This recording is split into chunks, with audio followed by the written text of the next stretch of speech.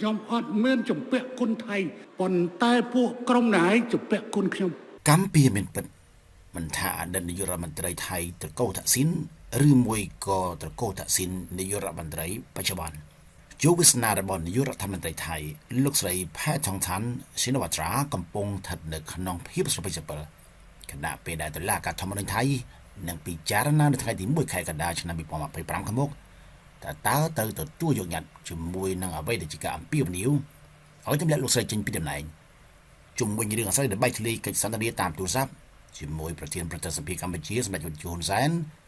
ឬក៏យ៉ាងណានេះទៅតាមការចេញផ្សាយរបស់កាសែតថៃបាងកកប៉ុសមាជិកសភាថៃ36រូបបានដាក់ញត្តិទៅកាន់តុលាការធម្មនុញ្ញកាលពីថ្ងៃទី19ខែមិថុនាបានស្នើឲ្យមានការបើកការស៊ើបអង្កេតលើការបែកធ្លាយកិច្ចសន្ទនាដែលពួកគេចោទប្រកាន់លោកស្រីផែថងថាន់ថាបានប្រព្រឹត្តអំពើបំពានរដ្ឋធម្មនុញ្ញខ្វះសុចរិតភាពនិងបំពានធ្ងន់ធ្ងរក្រមសីលធម៌ស្តង់ដារក្រុមសមាជិកសភាទាំងនោះក៏បានស្នើឲ្យតុលាការព្យួរលោកស្រីពីតំណែងជានាយករដ្ឋមន្ត្រីផងដែរគូបញ្ជាក់ថាបើតាមក្រុមសមាជិកប្រតិសភាថៃខាងលើលោកស្រីផែថងថៃបានធ្វើសកម្មភាពបំផ្លាញសេចក្តីថ្លៃថ្នូរក្នុងនាមជានាយករដ្ឋមន្ត្រីព្រមទាំងរំលោភអំណាចដើម្បីតែផលប្រយោជន៍ផ្ទាល់ខ្លួនអតីតនាយករដ្ឋមន្ត្រីថៃលោកថាស៊ីនស៊ីណូវ៉ាត្រានឹងត្រូវឡើងសវនាការជំនុំជម្រះជុំវិញការចោទប្រកាន់ពីបទប្រមាថព្រះមហាក្សត្រនៅសប្តាហ៍ក្រោយដោយឡែកឪពុករបស់លោកស្រីអតីតនាយករដ្ឋមន្ត្រីលោកថាស៊ីនស៊ីណូវ៉ាត្រានឹងត្រូវឡើងតុលាការជំនុំជម្រះជុំវិញការចោទប្រកាន់ពីបទប្រមាថព្រះមហាក្សត្រនៅសប្តាហ៍ក្រោយក្នុងពេលដែលថៃកំពុងតែរួមរត់ដោយវិបត្តិនយោបាយ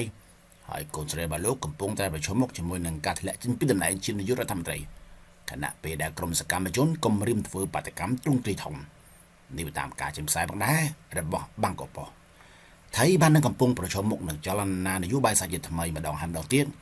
សវនកម្មជាបន្តបន្ទាប់នឹងអាចនាំទៅរកការបិទបញ្ចប់មុខតំណែងរបស់លោកនាយករដ្ឋមន្ត្រីលោកស្រីផែថងថៃស៊ីនវ៉ាត្រា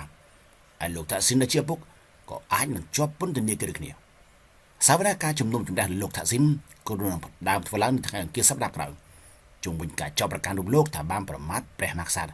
ដែលជាទោសដ៏ធ្ងន់ធ្ងរបំផុតមួយនៅក្នុងប្រទេសថៃដោយជាល្មើសអាចប្រឈមមុខជាមួយនឹងការជាប់ពន្ធនាគារជាអតិបរមា15ឆ្នាំ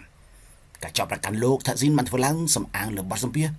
របស់អតីតនាយករដ្ឋមន្ត្រីរូបនេះជាមួយនឹងប្រព័ន្ធផ្សព្វផ្សាយមួយរបស់កូរ៉េខាងត្បូងនៅក្នុងឆ្នាំ2015គូបញ្ជាក់ថាសមាជិកប្រតិសភាអភិរក្សនិយមមួយក្រុមរបស់ថៃ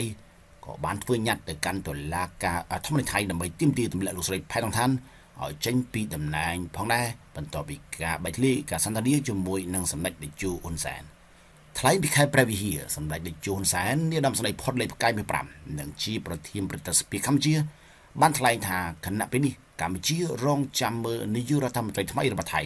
ដែលអាចនឹងមានការផ្លាស់ប្ដូរនៅពេលខាងមុខដើម្បីដោះស្រាយករណីចំនួនព្រំដែនជាមួយកម្ពុជាយើងសង្ឃឹមរងចាំថានៅប្រទេសថៃនឹងមាននាយករដ្ឋមន្ត្រីថ្មីហើយចេញមកដើម្បីនឹងដោះស្រាយជាមួយកម្ពុជាព្រោះការដោះស្រាយបញ្ហានេះលុះត្រាតែមាននាយករដ្ឋមន្ត្រីថ្មីទើបមានឆន្ទៈនៅក្នុងការដោះស្រាយបានទំគ្នាទៅផងដែរសម្ដេចតេជោក៏បានសង្កត់ធ្ងន់ថាកម្ពុជាមិនដែលយកថៃជាសត្រូវឡើយហើយកម្ពុជាក៏មិនដែលគ្រប់គ្រងបកអាវក្រហមបកអាវលឿងឬបកណានោះទេ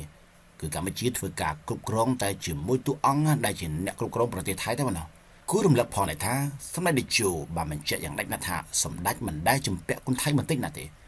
ប៉ុន្តែថៃទៅវិញទេដែលជាអ្នកជំពាក់គុណសម្ដេចតេជោដែលធ្លាប់ផ្ដល់ប្រទេសឲ្យត្រកូលថាក់ស៊ីនច្រកកោននៅពេលដែលភៀសខ្លួនចេញពីប្រទេសដោយសារតែរដ្ឋអំណាចទម្លាក់ប្រហារលោកថាក់ស៊ីនខ្ញុំអត់មានជំពាក់គុណថៃប៉ុន្តែពួកក្រុមណៃជំពាក់គុណខ្ញុំមិនទាសគុណទេសម្ដេចហ៊ុនសែនក៏បានរំលឹកផងដែរថាក្នុងចំនួនអតីតនាយករដ្ឋមន្ត្រីទាំងអស់មានតែនាយករដ្ឋមន្ត្រីប្រយុទ្ធច័ន្ទអនុចាតែប៉ុណ្ណោះដែលដឹកនាំរយៈពេលជាង10ឆ្នាំនៃប្រទេសថៃ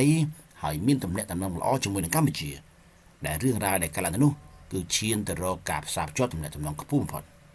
ទោះបីជាលោកចេញពីយោធាក៏ដោយក៏ប៉ុន្តែលោកបានដឹកនាំប្រទេសនិងបង្កើនទំនាក់ទំនងសាមគ្គីភាពជាមួយនឹងបណ្ដាប្រទេសទាំងអស់ផ្ទុយពីបច្ចុប្បន្ននេះប្រទេសថៃមានបញ្ហាជាមួយគ្រប់ប្រទេសជាប់របងទាំងអស់រួមមានម៉ាឡេស៊ីមីយ៉ាន់ម៉ាឡាវហើយបច្ចុប្បន្ននេះក៏មានបញ្ហាជាមួយនឹងប្រទេសកម្ពុជាទៀត